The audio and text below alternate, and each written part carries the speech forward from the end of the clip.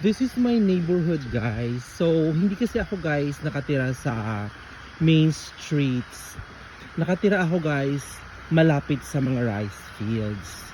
So, kasi in the main street, walang rice field doon. So, nakatira ako sa may mga rice field. So, parang nasa, excuse me, nasa back, back alleys. Now, as you can see, the roads are not done yet. Actually, ginagawa nila right now. Malapit na makarating sa amin.